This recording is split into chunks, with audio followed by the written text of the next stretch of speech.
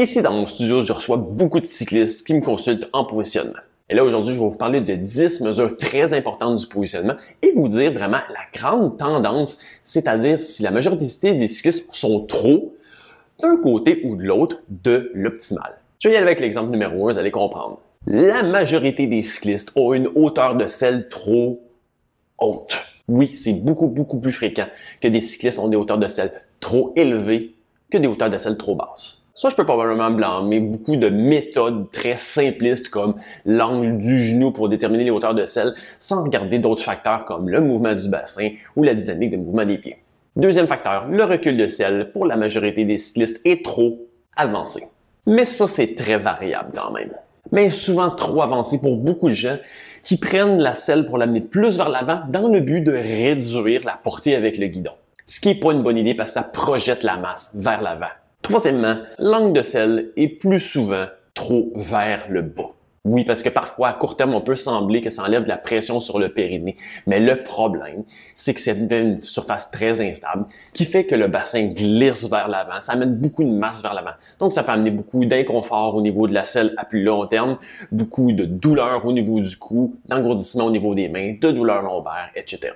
Quatrièmement, la largeur de selle. Ça, je vais nuancer que la majorité des selles qui viennent sur les vélos d'origine sont souvent, pour une grande partie, trop étroites. Mais souvent, s'ils ont déjà été remplacés par quelqu'un qui a pris la mesure des ischions pour déterminer la largeur de selle idéale, ça fait souvent des selles trop larges pour plusieurs.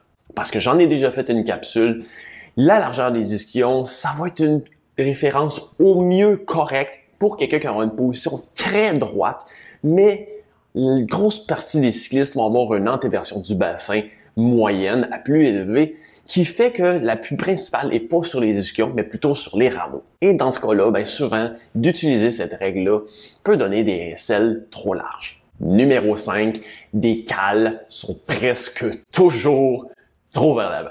Ouais, ça c'est un mélange de fausses croyances puis de règles qui sont plus à jour du tout, qui est surtout de l'aligner avec les métatarses. Parce que de la mettre plus vers l'arrière, en général, ça va toujours aider au niveau de la stabilité des pieds, qui va aider à réduire potentiellement les douleurs aux genoux, les douleurs au niveau lombaire, parce que ça va stabiliser le bassin, qui va en même temps aussi réduire les douleurs potentielles de selle. Donc surtout si vous priorisez les longues sorties, définitivement, d'avoir les cales vers l'avant, c'est pas un avantage. En plus, les compagnies de chaussures mettent déjà les ancrages pour la majorité du temps trop vers l'avant. Donc, souvent, juste reculer les cales au maximum, en réalité, c'est souvent bénéfique pour une grosse partie des cyclistes. Numéro 6, les chaussures sont très souvent, et là je vais le mettre en deux parties, trop étroites. Parce qu'honnêtement, l'industrie fait un très mauvais travail de fournir des chaussures adaptées à ceux qui ont des pieds plus larges.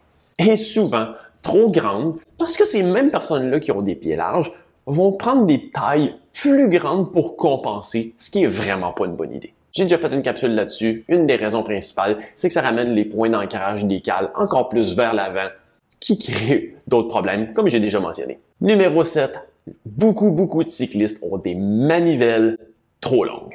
Surtout les cyclistes plus récréatifs qui vont avoir un peu moins grande mobilité, ça peut être un gros avantage d'avoir des manivelles plus courtes. Parce que ça va réduire l'amplitude de mouvement total sans avoir d'effet négatif sur la performance réelle. Encore là-dessus, j'ai déjà fait une capsule qui explique un peu le mythe de penser que des manivelles plus longues sont plus puissantes. Au numéro 8, quelque chose que je vois très souvent, beaucoup de cyclistes ont un guidon qui est trop en rotation vers le haut, mais avec les leviers installés sur le guidon trop bas. Parce que les leviers étant installés trop bas d'origine, pour remonter les leviers plus haut, avoir un bon appui, on fait une rotation du guidon complète.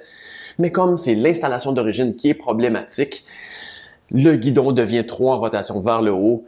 Ça fait que la distance vraiment, la portée du guidon est plus grande et les drops vont être moins accessibles parce qu'ils vont avoir les poignets cassés plus vers l'avant. Le 9e point, la hauteur des guidons. Ça, j'avoue que j'ai de la difficulté à dire.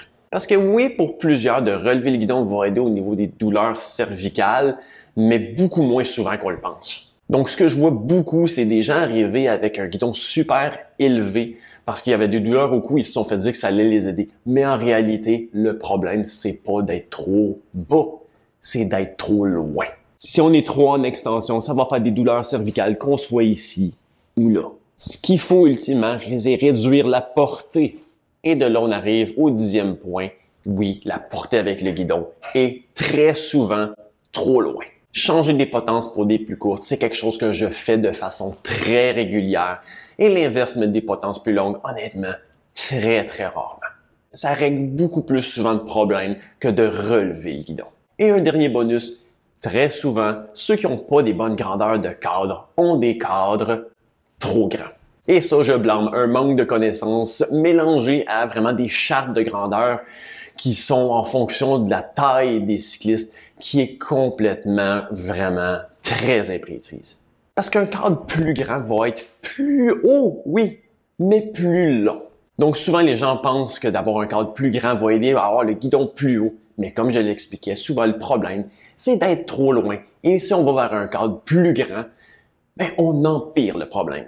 Donc oui, c'est très fréquent quand même que je vois des personnes qui ont des cadres trop grands, mais des cadres trop petits, beaucoup moins fréquents. N'hésitez pas à me poser vos questions dans les commentaires, aimez cette chaîne et continuez à nous suivre parce qu'il va y avoir encore plus de capsules sur le positionnement dans les prochaines semaines, ainsi que plusieurs analyses de produits sur l'ergonomie comme des selles. À la prochaine!